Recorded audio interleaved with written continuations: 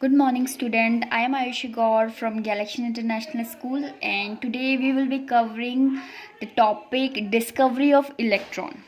Okay तो इससे पहले हम लोगों ने ये सब चीज़ें पढ़ी कि who discovered electron, proton and neutron.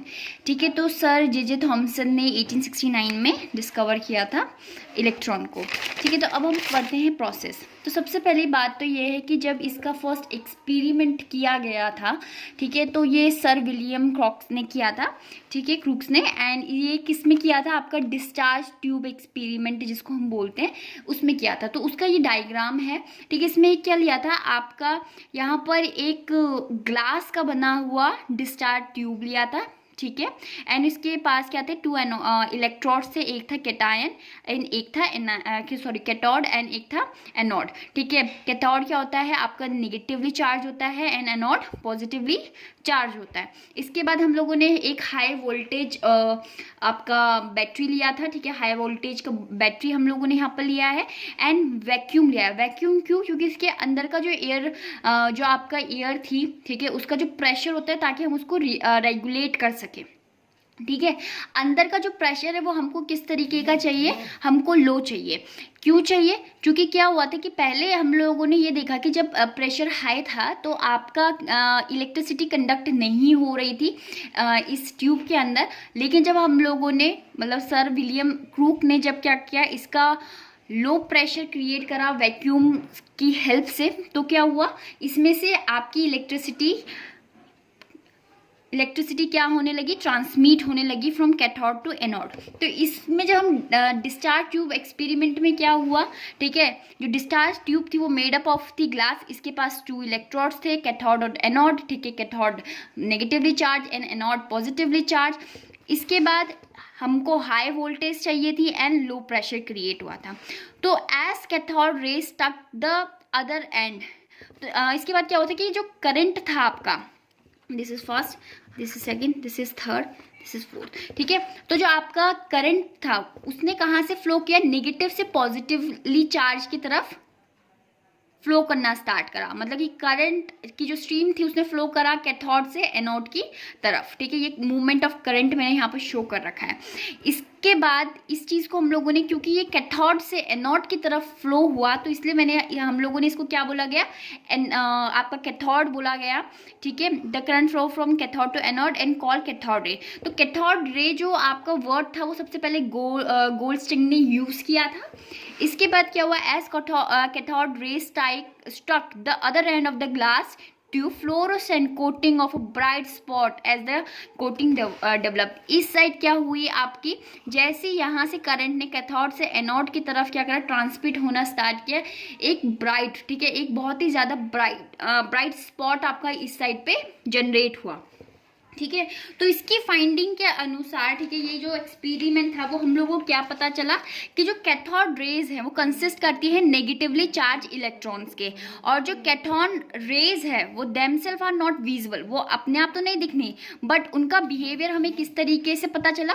Fluorescent, मतलब कि चमकीला. ठीक है, चमकीले जो हमें एक ब्राइट लाइट जैसी दिखी थी उसकी हेल्प से हम लोगों को इसका बिहेवियर पता चला.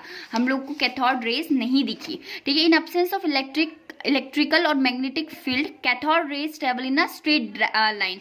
यहाँ से हमने कोई क्या दिख रहा है कि ये बिल्कुल स्ट्रेट लाइन में ट्रेवल कर रहे हैं. देन इसके बाद हम लोगों को क्या पता चला कि इन प्रेजेंस ऑफ इलेक्ट्रिकल और magnitude field behavior of cathode rays is similar shown by the electron. उनका जो behavior था, अगर आपका क्या है कि अगर प्रेजेंस में इलेक्ट्रिक और मैग्नेटिक फील्ड के, उनका बिहेवियर बिल्कुल इलेक्ट्रॉन की तरह शो हुआ. इसके बाद the characteristics of cathode rays do not depend upon the material of electron. ठीक है, किस तरीके का हम मटीरियल यूज़ कर रहे हैं इलेक्ट्रॉन को जनरेट करने के लिए, इससे कोई भी क्या नहीं है, उसका लेना देना नहीं है कैरेक्टरिस्टिक्स का. And the nature of gas present in the cathode ray tube, और इस ट्यूब के अंदर भी किस तरीके का गैस है उससे भी कोई लेना देना नहीं है उसकी कैरेक्टरिस्टिक्स को. ठीक है। अब नेक्स्ट चीज़ हम लोग को यहाँ पर और चीज़ पता चली कि charge to mass ratio of electron was determined by Thomas. क्या चार्ज है मास रेशियो का, वो थॉमस ने बताया था। इन्होंने इतना, ठीक है, जो आपका इन्होंने इतना बताया 1.758820 इंटू 10⁻11 कूलम पर केजी। ठीक है। चार्ज ऑफ इलेक्ट्रॉन किसने बताया था, RK मिलिकन ने बताया था, जिन्होंने ऑयल ड्रॉप एक्सपेरिमेंट दिया था, और उन्होंने कितना वैल्यू बताई, -1.6 इंटू 10⁻19 कूलम। ठीक है, किसका value of charge on electron, electron में इतना चार्ज होता है, ये उन्होंने बताया।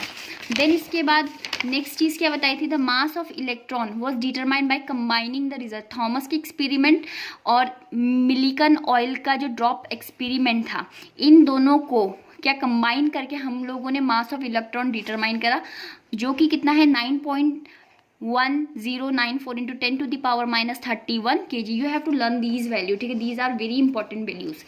अब हम लोग नेक्स्ट जो हम पढ़ेंगे वो हम क्या पढ़ेंगे कि इसके बाद कंक्लूड क्या हुआ। आखिर में किसी भी एक्सपेरिमेंट का कोई ना कोई कंक्लूजन ज़रूर होता है। तो इसका कंक्लूजन क्या था, it was concluded from the experiment that the electrons are basic constituent of matter, कि किसी भी मैटर के बेसिक कंस्टिट्यूएंट क्या है, जो आपके मतलब कंस्टिट्यूएंट्स होते हैं, वो होता है आपका इलेक्ट्रॉन। अब हम नेक्स्ट पढ़ेंगे, ठीक है, जिसको हम बोलेंगे डिटरमिनेशन ऑफ, ठीक है, ऑफ रेशियो। इसको जो जे थॉमसन था, उन्होंने फर्स्ट डिटरमाइन किया था रेशियो ऑफ इलेक्ट्रॉन को। ठीक है, एंड इसके बाद इसमें क्या बोला गया कि the subjected beam of electron cathode ray to influence electronic and magnetic field, these were adding perpendicular to each other. इसका डायग्राम आप देखेंगे अपनी बुक से। तो उन्होंने बोला कि जो आपकी बीम्स थी वो क्या हो रही थी, परपेंडिकुलर थी एक दूसरे के, इवन उनका पाथ भी परपेंडिकुलर ही था। ठीक है, नेक्स्ट में ये बोला गया, ठीक है, हम डिटर्मिनेशन ऑफ रेशियो को क्या बोलते हैं, चार्ज मास रेशियो भी बोलते हैं। ठीक है, he carried out accurate measurement for deflection shown by electron. उसने बिल्कुल एक एक्यूरेट मेजर निकाल के दिया कि कितना है। ठीक है, किसने, जे थॉमसन ने, और उसकी वैल्यू कितनी बताई गई, ठीक है, 1.78 इंटू 10⁻11 कूलम पर केजी। इसके बाद अब हम लोग नेक्स्ट टॉपिक कवर करेंगे, वो है आपका डिस्कवरी ऑफ प्रोटॉन। ठीक है, तो गोल्डस्टिंग का जो मॉडिफाइड डिस्चार्ज ट्यूब मेथड था, इसी का मॉडिफाइड वर्जन क्या किया, गोल्डस्टिंग ने ट्राई किया, वो एक फाइंडिंग में आए। तो उन्होंने क्या, उनका जो एक्सपेरिमेंट था वो एनोड रेस से क्या था, एनोड रेस के ऊपर बेस था। एंड उन्होंने क्या करा, on reducing pressure he observe, उन्होंने क्या करा, प्रेशर को जब रिड्यूस किया तो उन्होंने कहा एक न्यू टाइप की रे मूव कर रही है अपोजिट डायरेक्शन में ऑफ कैथोड रे। ठीक है, कैथोड रे हमारी किस डायरेक्शन में कर रही थी, कैथोड से एनोड में कर रही थी, लेकिन अब जब उन्होंने प्रेशर क्या कर दिया, डिक्रीज कर दिया यहाँ पर, तो दूसरी तरीके की रेज जनरेट हुई जो कि एनोड से कैथोड की तरफ मूव कर रही थी।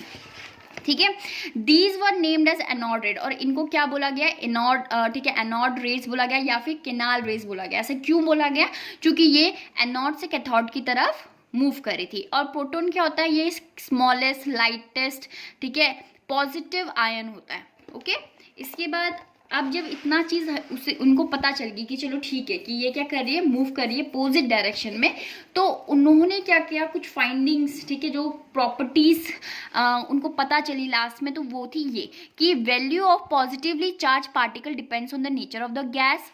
ठीक है, इन द डिस्चार्ज ट्यूब। इससे पहले हम लोगों ने ये पढ़ा कि जो वैल्यू थी आपकी चार्ज की या फिर पार्टिकल की, वो आपके ना ही कैथोड के मैटर पे डिपेंड करती थी, ना ही आपकी गैस पे। पर यहाँ पर अपोजिट हो चुका है, यहाँ पर value of positive charge on particle depend करेगा उसके नेचर ऑफ गैस पे, जो कि आपके ट्यूब के अंदर है। ठीक है, the ratio depends on gas. इसका मतलब कि जो रेशियो है वो किस पे डिपेंड करेगा, आपकी गैस पे, कि आप कौन सी गैस यूज कर रहे हैं। The sum of positively charge particle carry multiple fundamental unit of electric current, और उनके पास जो पॉजिटिवली चार्ज पार्टिकल है उनके पास क्या होते हैं, मल्टीपल फंडामेंटल यूनिट होती है इलेक्ट्रॉनिक करंट की। ठीक है, एंड यहाँ पर भी the raise travel in a straight line, यहाँ पर भी जो रेज हैं वो स्ट्रेट लाइन पे ही ट्रैवल करेंगी। On applying electric field their rays get deflected toward negative electrode. ठीक है, इसके बाद क्या होगी कि अगर हम यहाँ पर इलेक्ट्रिसिटी प्रोड्यूस करेंगे, तो इसका मतलब जो एनोड आपकी जो रेज हैं, ठीक है, वो क्या हो जाएंगी, डिफ्लेक्ट कर जाएंगी कैथोड रेज की तरफ। तो आई गेस कि इतना जो हमने आज पढ़ा है वो आपको समझ में आया होगा। ठीक है, न्यूट्रॉन के बारे में हम थोड़ा सा यहाँ पर पढ़ते। न्यूट्रॉन जैसे कि मैंने इससे पहले भी आपको बताया है, ठीक है, जो न्यूट्रॉन था, ठीक है, जो न्यूट्रॉन है वो डिस्कवर किया था आपका जेम्स चॉर्डिक ने, ठीक है, बाय बम्बार्डिंग। ठीक है, उसने क्या करा था, बम्बार्ड किया था, मतलब कि बॉम्बिंग टाइप का करा था एक thin sheet of barium by alpha particle. ये थ्योरी थोड़ा अल्फा पार्टिकल से रिलेट करती है। ठीक है, उन्होंने अल्फा पार्टिकल को एक बैरियम की शीट पे बम्बार्ड कराया था। ठीक है, they are electrically neutral particle, वो क्या थे, इलेक्ट्रिकली न्यूट्रिकल पार्टिकल्स थे और having a mass slightly greater than that of proton. और उनका जो मास था, ठीक है, वो किससे थोड़ा सा बड़ा था, वो उनका मास थोड़ा सा प्रोटॉन से बड़ा था। जैसे कि आप यहाँ पर देख रहे होंगे जो इसका मास है, ठीक है, न्यूट्रॉन का मास है 1.647492 × 10⁻⁻27 एंड हियर प्रोटॉन का कितना है 1.672614 × 10⁻27, थोड़ा सा ही क्या है, बड़ा है। एटॉमिक नंबर आपका the number of proton present in the nucleus. ठीक है, एटॉमिक नंबर कितना है कि कितने प्रोटॉन प्रेजेंट है न्यूक्लियस में, हम उसको क्या बोलते हैं, उसका एटॉमिक नंबर बोलते हैं। एंड ये किससे डिनोट होता है आपका Z से। और मास नंबर क्या होता है, sum of number of proton and neutron present in the nucleus. Mass number कितने प्रोटॉन और कितने न्यूट्रॉन प्रेजेंट है उसको हम क्या बोलेंगे, मास नंबर बोलेंगे। And that will be denoted with A। तो I guess we are done with this chapter, sorry, this topic, and thank you so much class. Till then, be happy and be safe.